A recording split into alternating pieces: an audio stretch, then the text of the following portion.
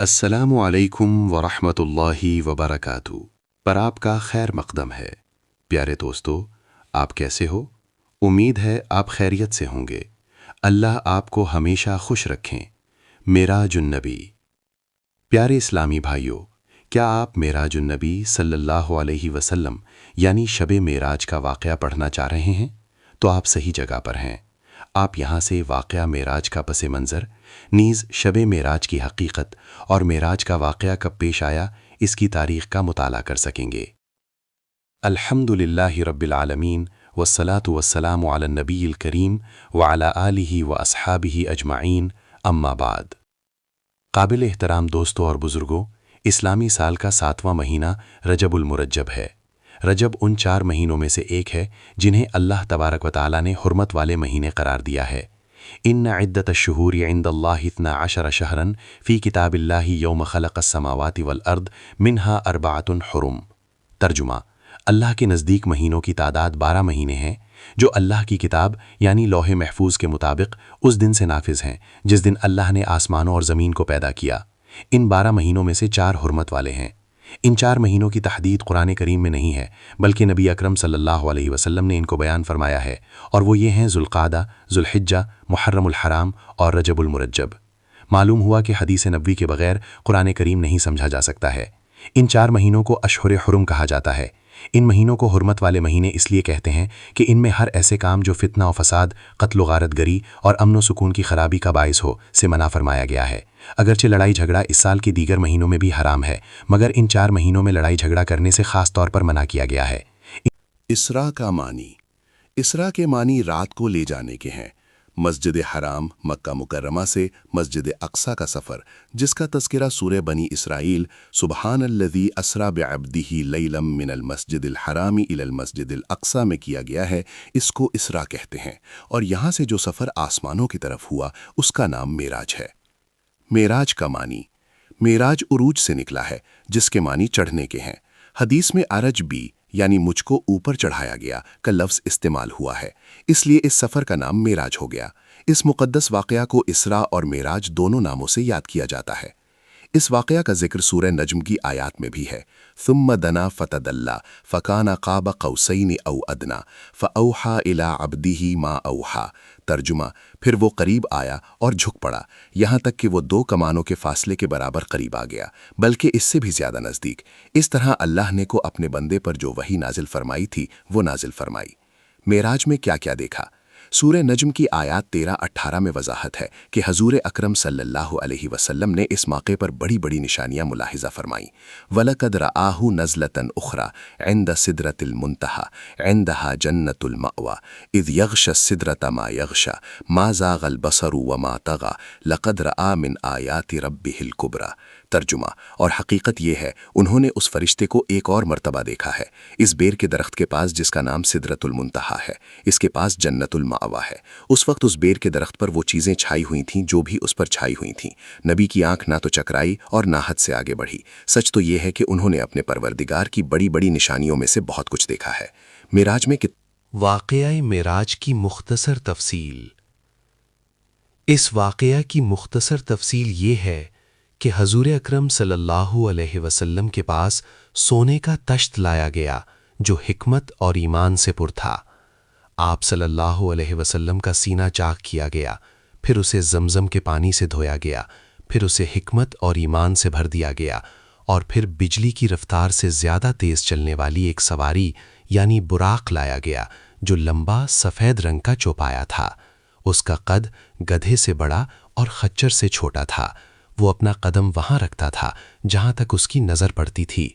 اس پر سوار کر کے حضور اکرم صلی اللہ علیہ وسلم کو بیت المقدس لے جایا گیا، اور وہاں تمام انبیاء کرام نے حضور اکرم صلی اللہ علیہ وسلم کی اقتداء میں نماز پڑھی، پھر آسمانوں کی طرف لے جایا گیا۔ معراج میں انبیاء سے ملاقات۔ پہلے آسمان پر حضرت آدم علیہ السلام، دوسرے آسمان پر حضرت عیسیٰ علیہ السلام اور حضرت یحییٰ علیہ السلام، تیسرے آسمان پر حضرت یوسف علیہ السلام، چوتھے آسمان پر حضرت ادریس علیہ السلام، پانچویں آسمان پر حضرت ہارون علیہ السلام، چھٹے آسمان پر حضرت موسیٰ علیہ السلام اور ساتویں آسمان پر حضرت ابراہیم علیہ السلام سے ملاقات ہوئی۔ اس کے بعد البیت المعمور حضور اکرم صلی اللہ علیہ وسلم کے سامنے کر دیا گیا، جہاں روزانہ 70,000 فرشتے اللہ کی عبادت کے لیے داخل ہوتے ہیں، جو دوبارہ اس میں لوٹ کر نہیں آتے۔ پھر آپ کو سدرۃ المنتہا تک لے جایا گیا۔ آپ صلی اللہ علیہ وسلم نے دیکھا کہ اس کے پتے اتنے بڑے ہیں جیسے ہاتھی کے کان ہوں، اور اس کے پھل اتنے بڑے بڑے ہیں جیسے مٹکے ہوں۔ جب سدرۃ المنتہا کو اللہ کے حکم سے ڈھانکنے والی چیزوں نے ڈھانک لیا تو اس کا حال بدل گیا۔ اللہ کی کسی بھی مخلوق میں اتنی طاقت نہیں کہ اس کے حسن معراج میں دیدار الہی۔ زمانہ قدیم سے اختلاف چلا آ رہا ہے کہ حضور اکرم صلی اللہ علیہ وسلم شب معراج میں دیدار خداوندی سے مشرف ہوئے یا نہیں، اور اگر رؤیت ہوئی تو وہ رؤیت بصری تھی یا رؤیت قلبی تھی۔ البتہ ہمارے لیے اتنا مان لینا انشاءاللہ کافی ہے کہ یہ واقعہ برحق ہے۔ یہ واقعہ رات کے صرف ایک حصہ میں ہوا، نیز بیداری کی حالت میں ہوا ہے، اور حضور اکرم صلی اللہ علیہ وسلم کا یہ ایک بڑا معجزہ ہے۔ قریش کی تکذیب اور ان پر حجت قائم ہونا۔ رات کے صرف ایک حصہ میں مکہ مکرمہ سے بیت المقدس جانا، انبیاء کرام کی امامت میں وہاں نماز پڑھنا، پھر وہاں سے آسمانوں تک تشریف لے جانا، انبیاء کرام سے ملاقات، اور پھر اللہ جل شانہ کی دربار میں حاضری، جنت و دوزخ کو دیکھنا، مکہ مکرمہ تک واپس آنا، اور واپسی پر قریش کے ایک تجارتی قافلہ سے ملاقات ہونا جو ملک شام سے واپس آ رہا تھا۔ جب حضور اکرم صلی اللہ علیہ وسلم نے صبح کو معراج کا واقعہ بیان کیا تو قریش تعجب کرنے لگے اور جھٹلانے لگے، اور حضرت ابوبکر صدیق رضی اللہ عنہ کے پاس گئے۔ حضرت ابوبکر صدیق رضی اللہ عنہ نے فرمایا کہ اگر انہوں نے یہ بات کہی ہے تو سچ فرمایا ہے۔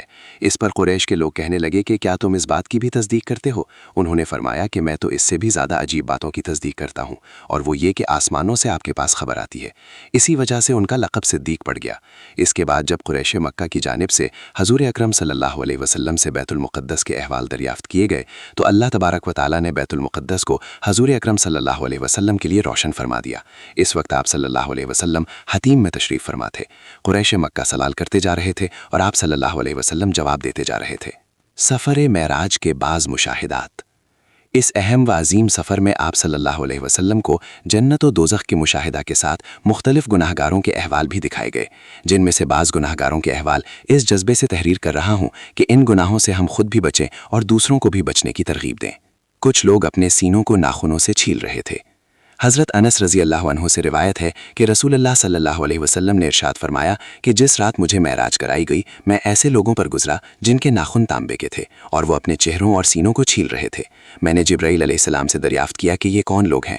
انہوں نے جواب دیا کہ وہ لوگ ہیں جو لوگوں کے گوشت کھاتے ہیں، یعنی ان کی غیبت کرتے ہیں اور ان کی بے آبروئی کرنے میں پڑے رہتے ہیں۔ ابو داؤد۔ سود خوروں کی بدحالی۔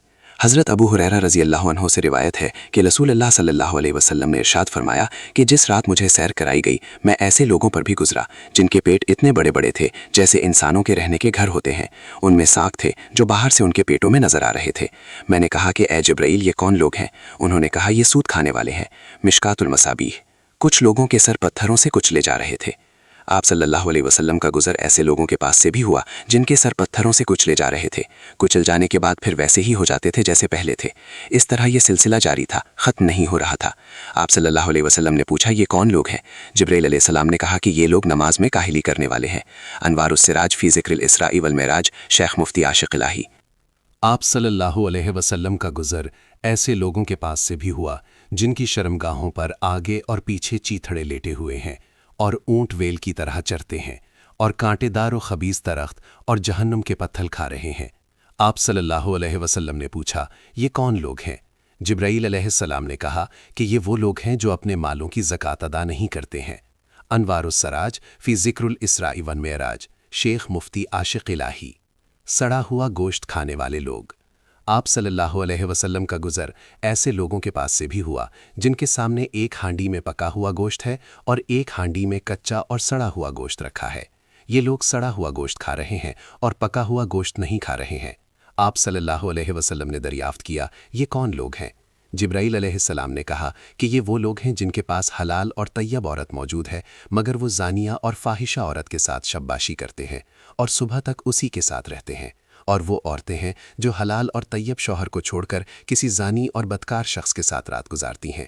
انوار السراج فی ذکر الاسراء والمعراج، شیخ مفتی عاشق الہی۔ سدرۃ المنتہا کیا ہے؟ احادیث مبارکہ اور قرآن کریم میں سدرۃ المنتہا استعمال ہوا ہے۔